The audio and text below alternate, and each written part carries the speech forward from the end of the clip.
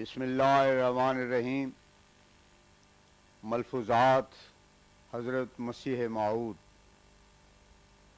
18 دسمبر 1902۔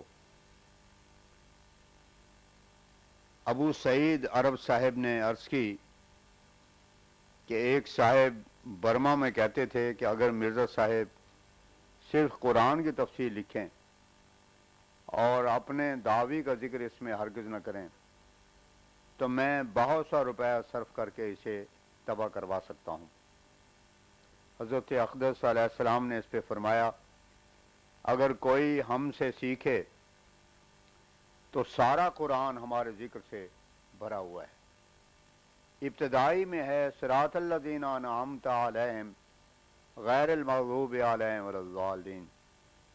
اب ان سے کوئی پوچھے کہ غیر المغضوب کون سا فرقہ تھا؟ تمام فرقے اسلام کے اس پر متفق ہیں کہ وہ یہودی تھے، اور ادھر حدیث شریف میں ہے کہ میری امت یہودی ہو جائے گی، تو پھر بتلاؤ کہ اگر مسیح نہ ہوگا تو وہ یہودی کیسے بنیں گے؟ نماز مغرب کے بعد حضور تشریف لے گئے اور پھر تھوڑی دیر کے بعد تشریف لائے، اور ایک صحابی کو فرمایا کہ اللواء پر جو مضمون لکھا ہے وہ مطبع میں چلا گیا ہے، ایک دو کاپیاں نکلیں تو آپ کو دکھا دیں گے۔ ایک صاحب کے دانت میں درد تھا، اس کے لیے حضرت اقدس نے ایک بوٹی کارا بارہ منگوائی تھی، وہ اندر مکان میں تھی۔ جناب میر صاحب نے کہا کہ ان کے دانت میں درد ہے۔ حضرت اقدس نے فرمایا کہ میں ابھی جا کر وہ سب بوٹی لا دیتا ہوں۔ مریض نے کہا حضور کو زحمت ہوگی۔ حضرت اقدس نے اس پر تبسم فرمایا اور کہا کہ یہ کیا تکلیف ہے، اور اسی وقت اندر جا کر حضور وہ رومال لے آئے جس میں وہ بوٹی تھی اور مریض کے حوالے فرمائی۔ اصحاب میں سے ایک نے عرض کی کہ آیت لقد ارسلنا رسلنا بالبینات وانزلنا معهم الکتاب والمیزان لیقوم الناس بالقسط وانزلنا الحدید فیہ باس شدید ومنافع للناس۔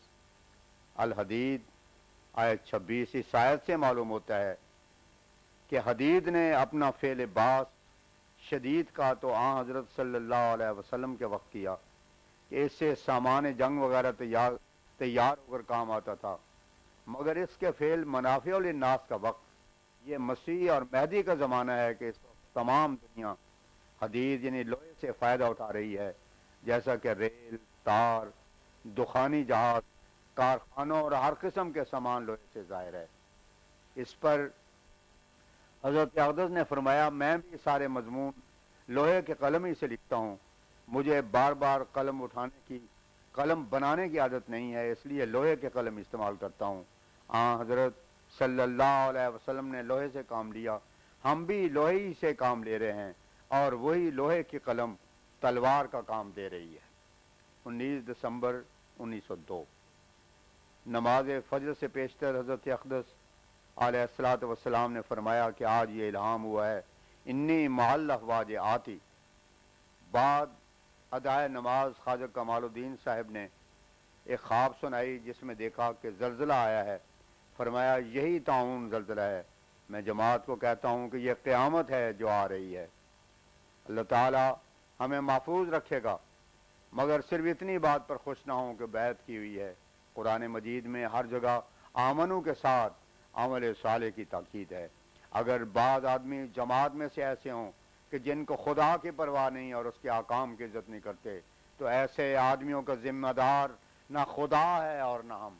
ان کو چاہیے کہ اپنا اپنا نمونہ ٹھیک بناویں، زلزلہ تو آ رہا ہے۔ بعد نماز مغرب حضور نے اپنے 3 رویا سنائیں جو کہ آپ نے پے در پے دیکھی تھیں۔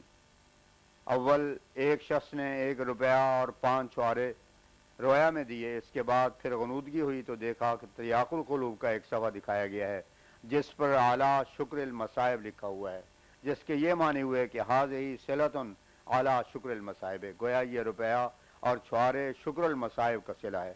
تیسری دفعہ پھر کچھ وقت دکھائے گئے جن پر بیٹوں کے بارے میں کچھ لکھا ہوا تھا اور جو اس وقت یاد نہیں۔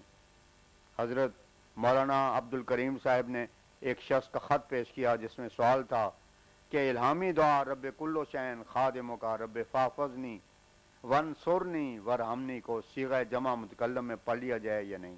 حضرت اقدس نے فرمایا اصل میں الفاظ تو الہام کے یہی ہیں، یعنی واحد متکلم۔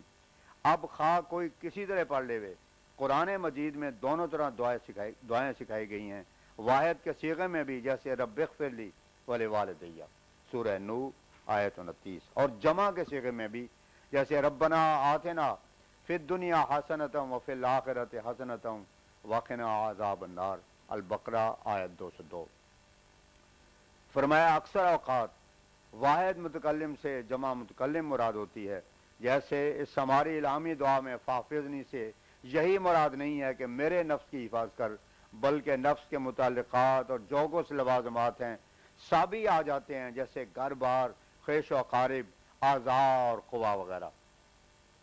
مفتی محمد صادق صاحب ولایت کی ایک عیسائی کمیٹی کا ایک مضمون سناتے رہے، جس میں مسیح کے دوبارہ آمد پر بہت کچھ لکھا تھا کہ وقت تو یہی ہے، سب نشان پورے ہو چکے ہیں، اگر اب بھی نہ آیا تو پھر قیامت تک نہ آئے گا۔ اس مضمون کو سن کر حضرت اقدس نے ارشاد فرمایا، اس نے بعض باتیں بالکل صاف اور سچی لکھی ہیں، اور اس نے ضرورت زمانہ کو اچھی طرح محسوس کیا ہے۔ بے شک اب ایک تختہ اٹھنے لگا ہے اور دوسرا تختہ شروع ہوگا، جس طرح یہ لوگ اس زمانے میں مسیح کی آمد ثانی کے منتظر ہیں، بلکہ اکثر ان کے انتظار کے بعد اب بے امید بھی ہو گئے ہیں، اور اکثروں نے تعویلوں سے آمد ثانی کے معنی ہی اور کر لیے ہیں، کیونکہ اس کے متعلق تمام پیشگوئیاں پوری ہو چکی ہیں اور زمانے کی نازک حالت ایک حد ہی کو چاہتی ہے۔ اسی طرح اسلامی پیشگوئیوں کے مطابق بھی یہی وقت ہے۔ نواب صدیق حسن خان صاحب نے لکھا ہے کہ کل اہل مکاشفات اور ملامین کے کشوف اور الہام اور رویا مسیح کے بارے میں 14ویں صدی سے آگے نہیں بڑھتے۔ ایک صاحب نے عرض کیا کہ حضور اب تو مولوی لوگوں نے وہ خطبے وغیرہ پڑھنے چھوڑ دیے ہیں جن سے مسیح کی وفا ثابت ہوتی تھی۔ حضرت اقدس نے فرمایا اب تو وہ نام بھی نہ لیں گے، اور اگر کوئی ذکر کرے تو کہیں گے کہ مسیح اور مہدی کا ذکر ہی چھوڑ دو۔ 20 دسمبر سن 1902 عصر کے وقت حضور علیہ السلام تشریف لائے تو فرمایا اخبار عام میں ان مقدموں کے حالات شائع ہو گئے ہیں، اور وہ ہمارے مقدمہ کو کھول کر نہیں بیان کیا بلکہ دبی زبان سے بیان کیا ہے۔ پھر ذکر کیا کہ یہ الہام یریدون ان یطفئوا نورک یریدون ان یتخطفوا ارزاق، اس کی ہمیں کیا خبر تھی کہ وہ ان واقعات کے متعلق ہیں۔ تخطیف کے معنی اچکل لے جانا ہے۔ قادیان کے اخباروں کے متعلق فرمایا یہ بھی وقت پر کیا کام آتے ہیں، الہامات وغیرہ جھٹ چھپ کر ان کے ذریعے شائع ہو جاتے ہیں، ورنہ اگر کتابوں کے انتظار کی جاوے تو ایک ایک کتاب کو چھپنے میں کتنی دیر لگ جاتی ہے، اور اس قدر اشاعت بھی نہ ہوتی۔ اشاعت سے قبل یورپ کی لامذہبیت کے متعلق فرمایا عیسائی مذہب کی عمارت تو گرنی شروع ہو گئی ہے، ان قریب سوائے پادریوں کے اور سب لا مذہب کہلائیں گے۔ 21 دسمبر سن 1902 مغرب اور عشاء کے درمیان مجلس فرمائی۔ ڈاکٹر عباد اللہ صاحب امرتسری اور خواجہ کمال الدین صاحب پلیڈر جو دونوں معتکف تھے، حضور نے ان کو مخاطب کرتے ہوئے ارشاد فرمایا اعتکاف میں یہ ضروری نہیں ہے کہ انسان اندر ہی بیٹھا رہے اور بالکل کہیں آئے جائے نہیں۔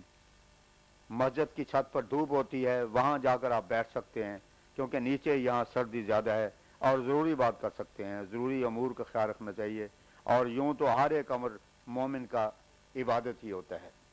پھر جہاد کا ذکر ہوا تو حضور نے فرمایا اب تلوار سے کام لینا تو اسلام پر تلوار مارنا ہے، اب تو دلوں کو فتح کرنے کا وقت ہے، اور یہ بات جبر سے نہیں ہو سکتی۔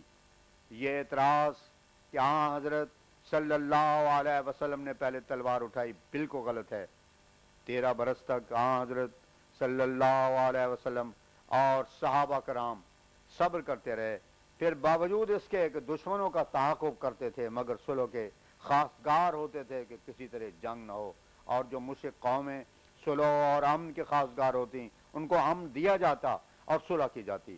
اسلام نے بڑے بڑے پیچوں سے اپنے آپ کو جنگ سے بچانا چاہا ہے، اسلام نے بڑے بڑے پیچوں سے اپنے آپ کو جنگ سے بچانا چاہا ہے۔ جنگ کی بنیاد کو خود خدا تعالیٰ بیان فرماتا ہے کہ چونکہ یہ لوگ بہت مظلوم ہیں اور ان کو ہر طرح دکھ دیا گیا ہے، اس لیے اب اللہ تعالیٰ اجازت دیتا ہے کہ یہ بھی ان کے مقابلے میں لڑیں، ورنہ اگر تعصب ہوتا تو یہ حکم پہنچتا کہ مسلمانوں کو چاہیے کہ دین کی اشاعت کے واسطے جنگ کریں، لیکن ادھر حکم دیا کہ لا اکراہ فی الدین، البقرہ آیت 257، یعنی دین میں کوئی زبردستی نہیں ہے۔ اور ادھر جب غایہ درجہ کی سختی اور ظلم مسلمانوں پر ہوا تو پھر مقابلے کا حکم دیا۔ فرمایا دین اسلام ایسا دین ہے کہ اگر خدا ہمیں عمر و فرصت دے تو چند ایام میں لوگوں کو معلوم ہو جائے گا کہ کیسا میٹھا اور بہترین دین ہے۔ کمالات تو انسان کو مجاہدات سے حاصل ہوتے ہیں، مگر جن کو سہل نسخہ مسیح کے خون کا مل گیا ہو وہ کیوں مجاہدات کریں گے؟ اگر مسیح کے خون سے کامیابی ہے تو پھر ان کے لڑکے امتحان پاس کرنے کے واسطے کیوں مدرسوں میں محنتیں اور کوششیں کرتے ہیں؟ چاہیے کہ وہ صرف مسیح کے خون پر بھروسہ رکھیں اور اسی سے کامیاب ہویں اور کوئی محنت نہ کریں۔ اور مسلمانوں کے بچے محنتیں کر کر کے اور ٹکریں مار مار کر پاس ہوں۔ اصل بات یہ ہے لیس للانسان الا ما سعی، سورہ نجم آیت 40۔ اس دنیا میں ہم دیکھتے ہیں کہ ایک انسان جب اپنے نفس کا مطالعہ کرتا ہے تو اسے فسق و فجور وغیرہ معلوم ہوتے ہیں، آخر وہ یقین کی حالت پر پہنچ کر ان کو سیکل کر سکتا ہے، لیکن جب خون مسیح پر مدار ہے تو مجاہدات کی کیا ضرورت ہے؟ ان کی جھوٹی تعلیم سچی ترقیات سے روک رہی ہے۔ سچی تعلیم والا دعائیں کرتا ہے، کوششیں کرتا ہے، آخر دوڑتا دوڑتا اور ہاتھ پاؤں مارتا ہوا منزل مقصود تک پہنچ جاتا ہے۔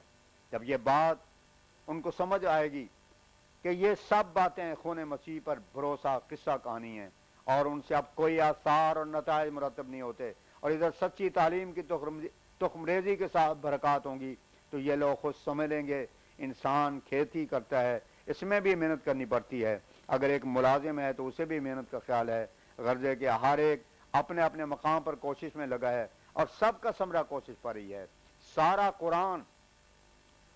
قرآن کوشش کے مضمون سے بھرا پڑا ہے، لیس للانسان الا ما سعی، سورہ نجم آیت 40۔ ان لوگوں کو جو ولایت میں خون مسیح پر ایمان لا کر بیٹھے ہیں، کوئی پوچھے کہ کیا حاصل ہوا، مردوں یا عورتوں نے خون پر ایمان لا کر کیا ترقی حاصل کی، یہ باتیں ہیں جو بار بار ان کے کانوں تک پہنچائی جانی چاہیے۔ یہ قصہ جھوٹا ہے کہ خدا پیٹ میں رہا پھر اسے خسرہ وغیرہ نکلا ہوگا، طفولیت کے عالم میں ماں بھی کوئی دول دپا مار بیٹھی ہوگی، لڑکوں میں کھیلتا ہوگا وہاں بھی مار کھاتا ہوگا۔ اب اس نظارے کو کوئی دیکھے کہ بڑا ہو کر بھی مار کھاتا رہا اور چھوٹا تھا تو بھی تماچے پڑتے رہے۔